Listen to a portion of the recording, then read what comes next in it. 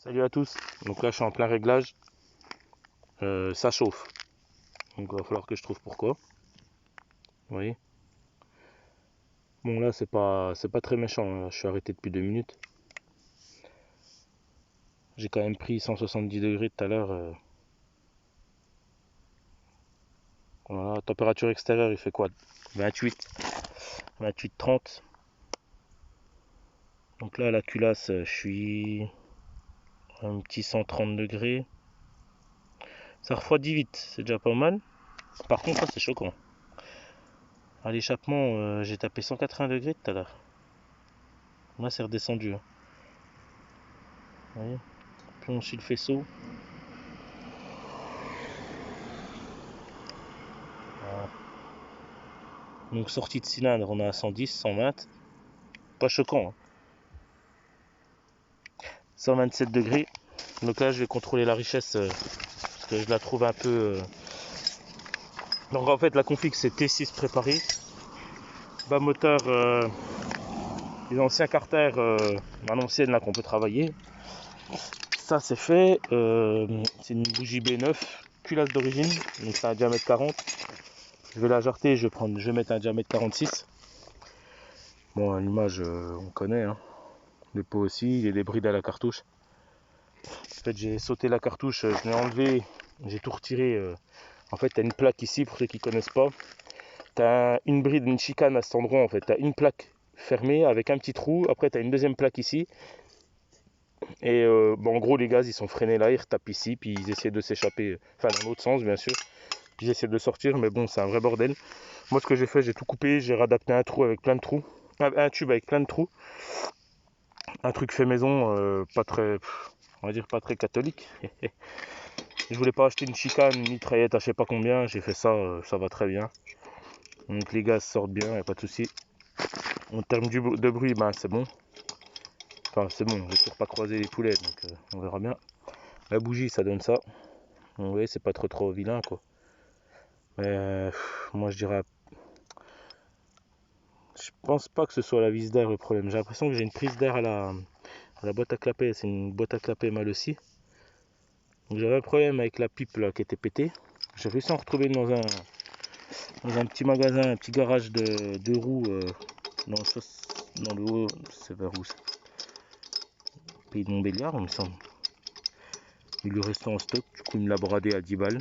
La pipe de diamètre 19, donc c'est un carbi 19. PHBG, la config, il y a boîte à clapet, mal aussi j'ai dit, il y avait quoi encore, j'ai mis un gicleur 108.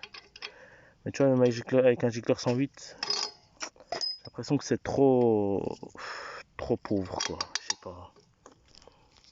J'ai l'impression que c'est un peu trop pauvre. En gros, je prends 90 compteur GPS. La transmission, j'ai 13,52. Donc, je vais peut-être descendre. Je sais pas. Je pensais gagner de la vitesse. J'avais une 56. Je pensais gagner de la vitesse avec la 52. J'avais 11,56. J'allais aussi vite. Et là, j'ai l'impression qu'elle prend encore plus les tours avec une plus petite couronne. Donc, on va comprendre. Peut-être un problème de vario. J'ai l'impression qu'il y a beaucoup de pertes. En clair, je suis à 90 en poignée de gaz là. Je suis à la même vitesse que là, quoi. J'ai tout ça de perte en fait. On va dire que j'ai 50% de perte. Sauf la reprise, mais bon la reprise ça je m'en fous. Mais si vraiment je laisse la poignée à la moitié, elle va prendre des tours tout doucement, mais elle va à la même vitesse à la fin. Je serai toujours à 89 km/h GPS quoi. Donc voilà, et quoi encore. Oui, si j'ai touché au maslot du vario, j'ai foutu, c'est un vario d'origine. Alors, ça a tellement chauffé qu'en fait les garnitures d'embrayage ont collé. Allez, c'est refoutu en prise directe. Enfin bref. Donc en gros, oui, j'ai mis ça, je sais pas si on voit bien. J'ai mis de la masselotte là. Ouais. Peut-être à peine un poil trop lourd. Mais bon. C'est pour que ça prenne plus les tours puis que ça chauffe encore plus. J'ai pas l'impression que ce soit ça le souci. J'ai l'impression que j'ai une prise d'air là, au niveau de la boîte à clapet. Bon voilà quoi. Donc j'ai tout démonté.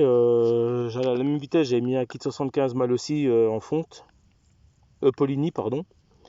Ah non, c'est un truc qui datait des années 90. C'est un vieux kit en bon état.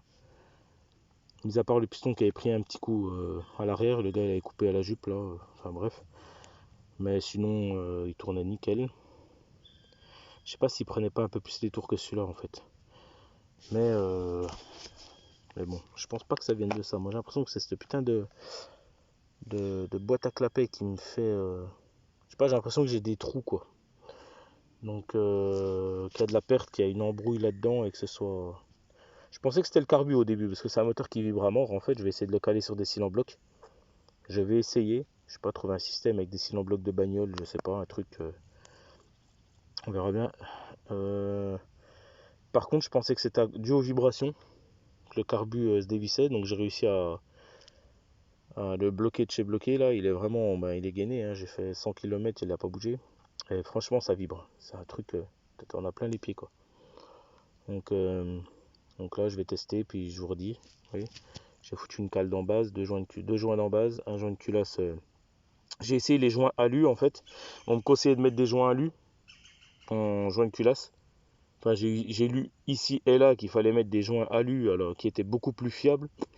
Je l'ai monté, je l'ai vissé, rien qu'en le tournant à la main, j'ai vu qu'il y avait une prise d'air. Enfin bref quoi. Je pense que les joints alu c'est plus pour les scooters, les biwiz, les machins où il n'y a pas de décompresseur, où c'est vraiment des grands plans de joints bien. Voilà, le moteur Minarelli quoi, mais pas ce genre de moteur où t'as 1 mm entre ta chambre de combustion et ta zone de décompression, là où il y a le trou, le passage des gaz. Ou bien faut condamner quoi, faut mettre une culasse boost là où je sais pas, sans compresseur, ou je sais pas comment ils se démerdent. En tout cas, quoi qu'il en soit, je pense pas que ce soit ça le problème. J'ai une très très bonne compression, même super bonne compression, donc c'est un bisegment par contre. Il m'a envoyé un piston bisegment quand j'ai commandé le T6 là. Donc voilà quoi. Donc là je vais réessayer, je vais retaper une petite pointe pour test. Sachant que j'ai rodé quoi de 300 bornes. J'ai bavuré tous les angles du piston, toute la jupe, il y avait plein d'angles saillants. Enfin bref quoi. Pour éviter les serrages au coin de coin, parce que bon, c'était pas terrible. D'origine déjà sans les segments il passait de justesse le piston, enfin bref. Donc soit il y a trop de compression, ça frotte et ça chauffe. Soit l'avance c'est de la merde. Parce que l'avance, c'est vrai que je me suis calé sur la clavette. J'ai un vilebrequin. En fait, ça, c'est un adaptateur. Enfin, c'est un allumage adaptable. C'est les types Moriyama, là. C'est ce qu'il y a sur les Minarelli, là, sur les Biwiz, même de la motobécane, quoi. Le problème, c'est que ces allumages-là, apparemment, je ne sais pas si c'est vrai. Le calage du cône, là, en clair, le calage de l'avance, il n'est pas le même sur la clavette MBK que sur sur la clavette de 103.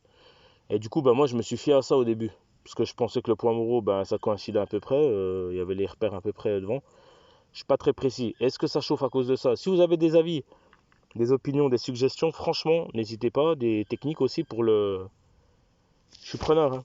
Moi, je suis pas là à penser quoi que ce soit de qui que ce soit. Tout le monde peut apporter quelque chose. Même une idée banale, même le mec qui connaît rien, il peut apporter une technique. Hein. C'est comme ça, c'est humain. Des fois, voilà, on bloque sur des trucs, on est têtu, et puis t'as le petit nouveau qui arrive qui te montre un truc. Ça peut être sympa. Au niveau du calage, si vous avez une technique, j'ai une pige de profondeur que je peux foutre dans le puits à bougie. C'est une pige numérique, un peu comme les... Ouais, voilà quoi. Vous m'avez compris, je pense. Voilà, et si vous avez une technique pour le calage, un repère. Parce que moi, en fait, le plateau qu'ils m'ont vendu, là, c'est moi qui ai fait le repère, là. Basé sur un autre plateau, en fait, que j'avais, où il y avait un repère. Celui-là, cacahuète. Ils te livrent ça, il n'y a pas de repère, il n'y a que dalle. Tu sais même pas qui est quoi, enfin bref, quoi, tu dois te démerder. Bon, allez, bonne journée, à plus. Merdite.